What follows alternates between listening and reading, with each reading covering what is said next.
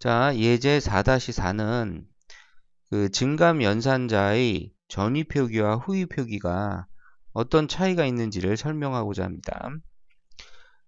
증가 연산자는 피연산자의 값을 하나 증가시켜 주죠. 그래서 자, 피연산자 변수가 a다 그러면 이렇게 쓸 수가 있습니다. 이걸 우리가 전위 표기라고 해요. 그러니까 피연산자 앞에다가 연산자를 사용한 경우죠. 근데 이 증가 연산자는 이렇게도 쓸 수 있어요. a 뿔뿔 이렇게 p 연산자 뒤에다가 연산자를 사용한 경우 이거를 후위 표기라고 한다. 후위 표기. 이거 그러면 전위 표기가 되겠죠. 이렇게 두 가지 사용 방식이 있다. 자, 이렇게 전위 표기든 후위 표기든 이 증가식이 증가 연산식이 단독으로 하나의 문장으로 쓰였을 경우에는 그 결과에 전혀 차이가 없습니다. 자, 예를 들어서 인티저 a에서 여기 5가 들어가 있어요. 메모리 공간 잡히고 자 여기에 5가 있는 거 아닙니까? 네, 뿔뿔 a 했어요. 이렇게 a하고 이게 하나의 문장으로 끝났단 말이에요. 이렇게 그리고 나서 printf로 a를 찍으면 자 %d 해서 자 a를 출력을 하면 지금 5인 상태에서 이 문장을 수행을 하면 얘가 6으로 바뀌죠? 얘가 6으로 바뀌어요. 6으로 바뀌고 출력을 하면 여기 6이 나옵니다. 근데 이게 전위 표기가 아닌 후위 표기를 사용했다고 해서 결과가 달라지지 않아요. 여기서 A 뿔뿔 이렇게 하면 후위 표기잖아요. 이 후위 표기도 마찬가지로 P 연산자가 처음에 여기가 5였는데 자, 5였는데 얘는 A에다 1을 더해서 다시 A에다 집어넣은 전위 표기가 똑같다 그런 얘기입니다. 그럼 얘가 6으로 증가될 것이고 출력을 하면 똑같이 6이 나오더라. 자, 증가 연산자뿐만이 아니고 감소 연산자도 마찬가지예요. 마이너스 마이너스 a 이거 전위표기고 a 마이너스 마이너스 이거 후위표기입니다. 이렇게 증가 연산자든 감소 연산자든 그 증감 시기, 증감 연산자가 사용된 시기 하나의 단독 문장으로서 이렇게 끝나는 경우에 이런 경우에는 전위표기를 쓰든 후위표기를 쓰든 그냥 맘이에요. 뭘 써도 상관이 없다. 결과는 똑같다.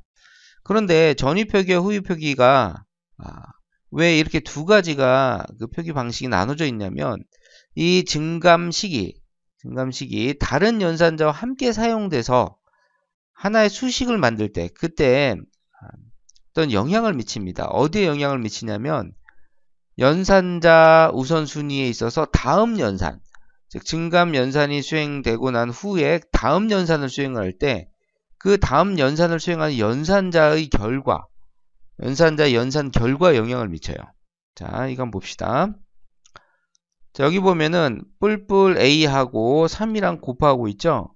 이거는 증가 연산자와 곱하기 연산자가 두 개가 함께 쓰인 이게 하나의 수식인데 여기 뭐 대입 연산자까지 포함을 하면 연산자가 하나, 둘, 세 개가 있는 건데 대입 연산자는 가장 나중에 수행되는 거니까 제껴두고 자 이렇게 두 개 이상의 연산자가 하나의 수식을 이게 만들고 그게 하나의 문장으로 끝났어요. 그렇죠?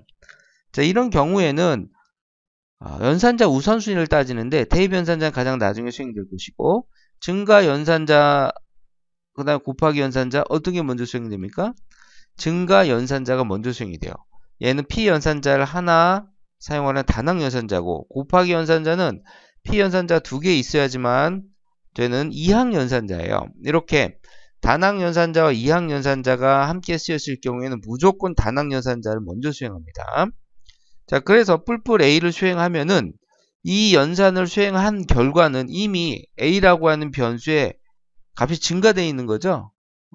증가 연산을 수행한 결과는 A라고 하는 변수가 이미 6으로 증가된 상태가 되더라. 그 다음에 곱하기를 수행을 하면은 증가된 A의 값이 쓰여요. 즉 6이랑 3이랑 곱해져서 18이 최종 결과가 되는 겁니다. 그게 풀이에 저장이 돼요.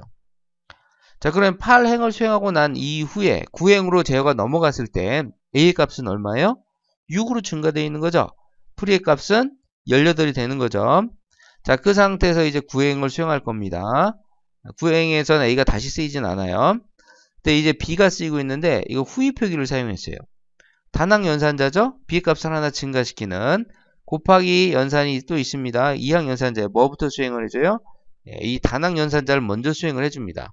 즉 b의 값이 b라고 하는 변수가 어디 있을 거 아닙니까? 이렇게 여기에 5가 들어가 있었는데 초기화 5를 했으니까 이 연산에 의해서 얘가 뭐로 바뀌어요? 6으로 증가가 됩니다. 이렇게.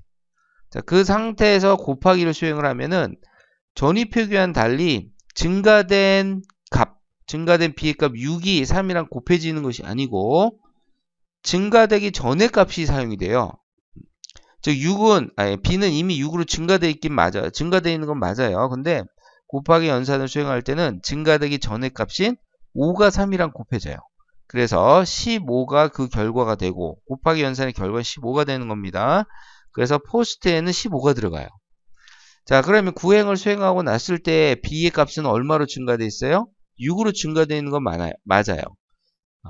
그래서 8과 구행을 거치면서 a도 하나 증가돼서 6이 되고 b도 하나 증가돼서 6이 되는 건 맞습니다. 그래서 11행에서 이렇게 a와 b의 값을 출력을 해보면 둘 다 6이 나와요. 전위 표기를 사용을 했던 후위 표기를 사용을 했던 a의 값이 증가되는 건 맞습니다. 근데 하나 전위 표기를 사용한 이 경우에는 풀이의 값은 18이 되고 후위 표기를 사용한 이 경우에는 포스트의 값이 15가 되죠. 그래서 12행에서 전위형과 후위형의 그 연산 결과를 찍어보면은 여기서 전위형의 경우에는 18이 찍히고 후위형의 경우에는 15가 찍힌다.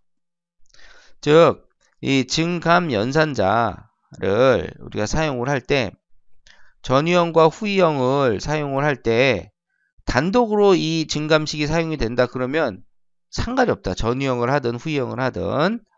근데 다른 연산자와 함께 쓰였을 때는 증감식 다음에 수행되는 연산의 결과에 영향을 미치기 때문에 우리가 원하는 결과에 맞게끔 증감식을 써줘야 됩니다. 나중에 포인터를 가지고 여기 증감식을 같이 쓰는 경우가 있거든요. 그런 경우에 반드시 후위형을 사용해 줘야 되는 그런 경우가 있어요. 이렇게 전위형과 후위형이 다른 용도로 쓰이기 때문에 그거를 우리가 꼭 그 차이점을 알고 있었어야 되겠다. 그런 얘기입니다. 자, 정리를 하면 전위형과 후위형은 단독으로 썼을 때는 아무 상관이 없다. 똑같다. 다른 연산자와 함께 쓰였을 때는 연산자 우선순위에 있어서 다음 연산의 결과에 영향을 미친다. 전위형은 뭐 증가된 또는 감소된 값을 다음 연산에 쓰고 후위형은 뭐예요? 증가되기 또는 감소되기 전의 값을 다음 연산에 사용을 한다. 이렇게 정리를 하시면 될 것 같습니다.